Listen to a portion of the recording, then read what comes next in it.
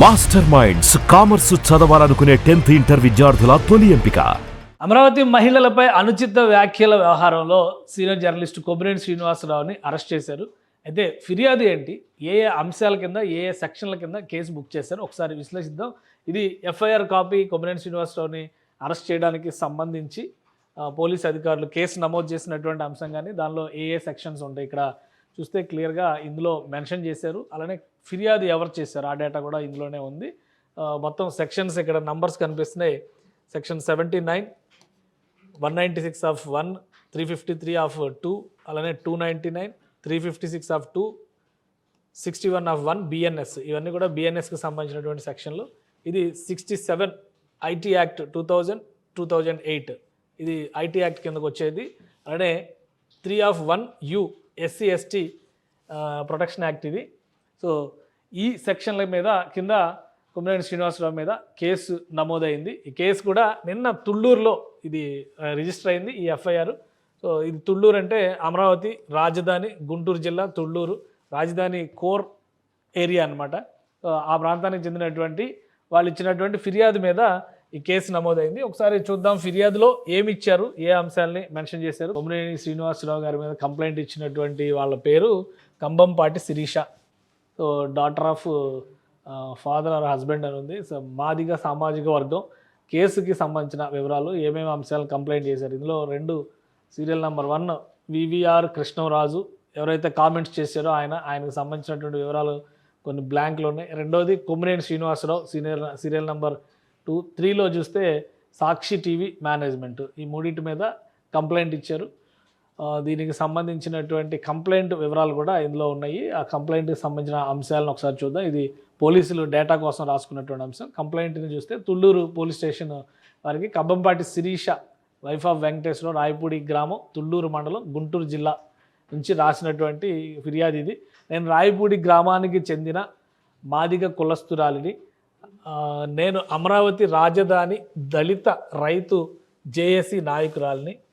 అలానే 6/6/2025 సాక్షి మీడియా ఛానల్లో live with KSR కార్యక్రమంలో పాల్గొన్న కృష్ణరాజు, కొమ్మినేని శ్రీనివాసరావులు అమరావతి దేవతల రాజధాని కాదు, అమరావతి వేశ్యల రాజధాని అని, దాని చుట్టుపక్కల ఎయిడ్స్ వ్యాధిగ్రస్తులే ఉంటారని అసభ్యకరంగా, అవమానకరంగా, దురుద్దేశపూర్వకంగా ఒక పథకం ప్రకారం వ్యాఖ్యానించారు. నా వ్యాఖ్యలు అన్నీయు, పై వ్యాఖ్యలు అన్నీయు సాక్షి యాజమాన్యం యొక్క ప్రోద్బలంతోనే జరిగినవి.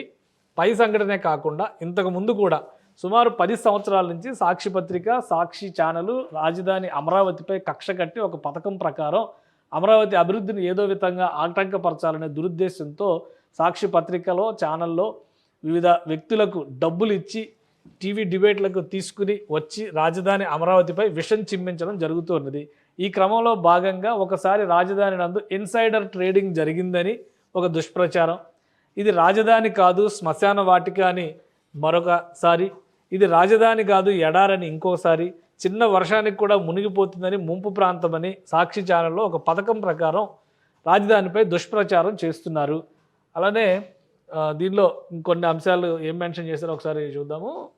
విషం చిమ్మి రాజధాని పైన అమరావతి అభివృద్ధిని ఆపి ఆంధ్రప్రదేశ్ ప్రతిష్టకి భంగం తీసుకొచ్చేటువంటి ప్రయత్నాలు వైఎస్ఆర్సీపీ పార్టీకి మేలు కలిగించాలనే ఉద్దేశంతో సాక్షి టీవీ యాజమాన్యం వారు ఒక కుట్రపూరిత ప్రచారం చేస్తూ ఉన్నారు.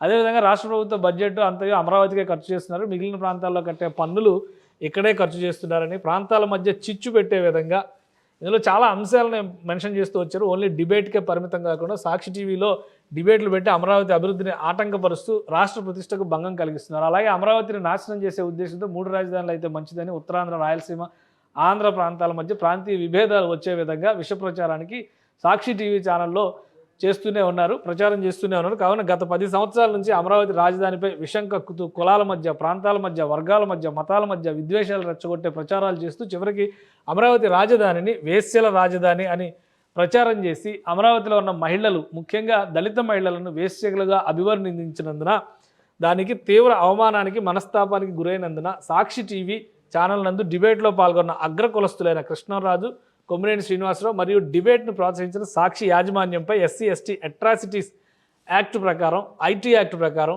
టెలివిజన్ రెగ్యులేషన్ యాక్ట్ ప్రకారం మరియు బిఎన్ఎస్ యాక్ట్ ప్రకారం తగు చర్యలు తీసుకుని రాజధాని మహిళల ఆత్మగౌరవాన్ని కాపాడవలసిందిగా కోరుతున్నాను అని ఇది రాసిన కంప్లైంట్. ఇది దీని ఆధారంగా కేసు కట్టారు కాబట్టి సెక్షన్స్ అన్నీ కూడా అవే సెక్షన్స్ ఉన్నాయి. ఇది పోలీస్ స్టేషన్ ఆఫీసర్ తీసుకున్నటువంటి నిర్ణయం. ఇది మొత్తం మీద ఈ అంశం పైన పెట్టినటువంటి సెక్షన్స్. అంటే చాలా సెక్షన్స్ పెట్టారు ఇక్కడ. ఈ సెక్షన్స్ ఏం వర్తిస్తాయి, ఏ అంశాలని మెన్షన్ చేస్తాయి అది కూడా ఒకసారి చూద్దాం. ఇన్ని సెక్షన్స్ ఉన్నాయి కదా, ఈ సెక్షన్స్ ఎందులో ఏ సెక్షన్ వస్తుంది ఒకసారి చూద్దాం. మొదట సెక్షన్ 79 బిఎన్ఎస్ అంటే భారత న్యాయ సంహితలో ఉన్నటువంటి సెక్షన్ 79 ఏం చెప్తుంది అనేది చూద్దాం. దుష్ప్రచారం, తప్పుడు ఆరోపణల ద్వారా ఇతరుల పరువుకి నష్టం కలిగించడం, అంటే ఇది ఒక డిఫమేషన్ యాక్ట్ కింద మనం చూడాల్సి ఉంటుంది. ఉదాహరణకు మహిళలపై అసభ్య వ్యాఖ్యలు చేయడం దీని పరిధిలోకి వస్తుంది కాబట్టి సెక్షన్ 79 పెట్టారు. ఇక రెండోది సెక్షన్ 196(1) బిఎన్ఎస్. దీని ప్రకారం భారత న్యాయ సంహిత ప్రకారం మత విద్వేషాలు రెచ్చగొట్టడం, promoting enmity between groups on grounds of religion, race, caste etcetera. కాబట్టి ఈ అంశంలో ఈ ప్రత్యేకంగా ఈ వ్యవహారంలో చేసినటువంటి వ్యాఖ్యలు ఖచ్చితంగా కులాల మధ్య, మతాల మధ్య ఆ ప్రస్తావన కూడా జరిగింది ఆ డిబేట్లో అనేటువంటివి ఉన్నాయి కాబట్టి డిబేట్లో ఉన్న అంశాల ఆధారంగా ఈ సెక్షన్ కూడా పెట్టారు. ఇక 353(2) బిఎన్ఎస్ సెక్షన్ ప్రభుత్వ అధికారులని వారి విధుల నుంచి అడ్డుకోవడం, assault or criminal force to deter public servant from discharge of duty. So దీనికి సంబంధించి అంటే ప్రభుత్వానికి సంబంధించి ముఖ్యంగా అమరావతికి సంబంధించి నిర్మాణ పనులు ముందుకు వెళ్ళేదానికి ఆటంకం కలిగించేలాగా తప్పుడు ప్రచారం చేస్తున్నారనేటువంటి వ్యాఖ్యలు ఉన్నాయి కాబట్టి ఈ సెక్షన్ కూడా ఇది అట్రాక్ట్ చేస్తుంది అనేది అందులో పెట్టినటువంటి సెక్షన్స్. ఆమె రాసినటువంటి ఫిర్యాదు, పోలీసులు పెట్టినటువంటి సెక్షన్స్.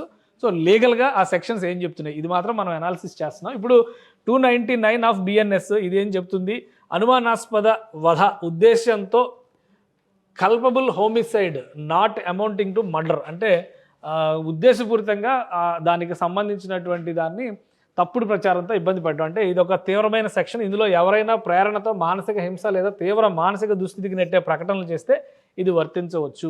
సో ఇక్కడ వేశ్యల రాజధాని అనేటువంటి మాట చాలా తీవ్ర మనోవేదనకు గురి చేసేటువంటి అంశంగా దీన్ని చూడాలి. అమరావతి మహిళలు దీనిపైనే తీవ్ర అభ్యంతరం వ్యక్తం చేస్తున్నారు కాబట్టి ఈ 299 ఆఫ్ బిఎన్ఎస్ సెక్షన్ కూడా వర్తిస్తుంది అనేటువంటి ఉద్దేశంతో పోలీసులు ఈ సెక్షన్ నమోదు చేసినట్టుగా కనిపిస్తుంది. అలానే 356(2) బిఎన్ఎస్ స్త్రీలను బెదిరించడము, అసభ్యకరంగా మాట్లాడడం, అవుట్రైజింగ్ modesty of women likely equivalent to old IPC 354 section అనమాట. ఐపీసీ 354లో ఏదుందో అదే ఇక్కడ 356(2) బిఎన్ఎస్ సెక్షన్లో వస్తుంది. అలానే 61(1) బిఎన్ఎస్ అక్రమ సమావేశాలు, రెచ్చగొట్టే ప్రకటనలు, likely relating to unlawful assembly or incitement confirmation awaited from final BNS version. అది ఈ సెక్షన్ గురించి ఇంకా కొంచెం క్లారిటీ రావాల్సి ఉంది. ఇక ఐటీ సంబంధించినటువంటి సెక్షన్స్ కూడా చూద్దాం. IT sections information technology act 2008లో చేసినటువంటి యాక్ట్ ఇది. దానిలో 61 ఐటీ యాక్ట్ ఏం చెప్తుందంటే అశ్లీల సమాచారం పంచడం, ప్రచారం చేయడం, publishing or transmitting obscene material in electronic form. So తప్పుడు మాటలు, తప్పుడు వీడియోలు, తప్పుడు దృశ్యాలు ఇలాంటివి ప్రమోట్ చేసినా కానీ ఈ సెక్షన్ వర్తింపజేయచ్చు ఐటీ యాక్ట్. దీంతో మీడియా ఇంటర్వ్యూలో అసభ్యకరమైన వ్యాఖ్యలు చేస్తే ఫిర్యాదు చేయవచ్చు. అలానే ఎస్సీ ఎస్టీ అటు వర్గాలపై దౌర్జన్యాల నివారణ చట్టం SC ST POA act 1989.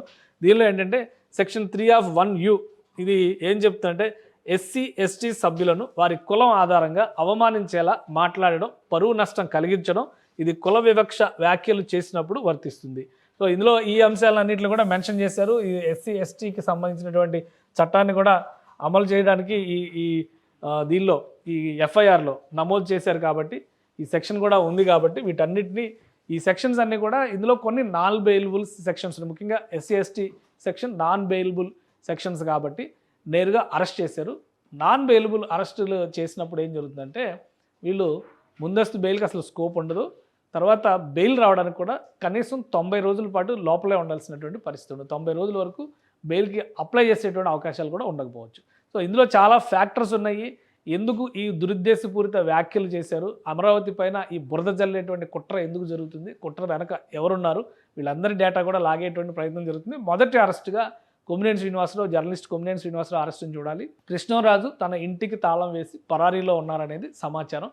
So ఆయన ఎక్కడున్నారనేది బహుశా 1-2 రోజుల్లో తేలేటువంటి అవకాశం. తర్వాత సాక్షి టీవీ మేనేజ్మెంట్లో ఎవరిని టార్గెట్ చేస్తారు, ఎవరిని ఈ కేసు కింద అరెస్ట్ చేసేటువంటి అవకాశం ఉంటుంది. ఇది ఆసక్తికరంగా ఉంది. ఎందుకంటే సాక్షి టీవీ మేనేజ్మెంట్ మాజీ సీఎం జగన్మోహన్ రెడ్డి భార్య భారతిరెడ్డి గారి ఆధ్వర్యంలో నడుస్తుంది కాబట్టి అది కొంత క్రిటికల్ అంశంగా మారేటువంటి అవకాశం ఉంటుంది. మొత్తం మీద అమరావతి పైన బురద జల్లుతున్నటువంటి వాళ్ళు, తప్పుడు వ్యాఖ్యానాలు చేస్తున్నటువంటి వాళ్ళందరికీ ఒక చెంపపెట్టు లాంటి చర్య కింద దీన్ని చూడాలి. 72 గంటలుగా అమరావతి మహిళలు, అమరావతి ఉద్యమకారులు ఆందోళన వ్యక్తం చేస్తున్నారు. ఫైనల్గా కొమ్మినేని శ్రీనివాసరావు అరెస్టుతో యాక్షన్ మొదలైందని చెప్పి అర్థం చేసుకోవచ్చు.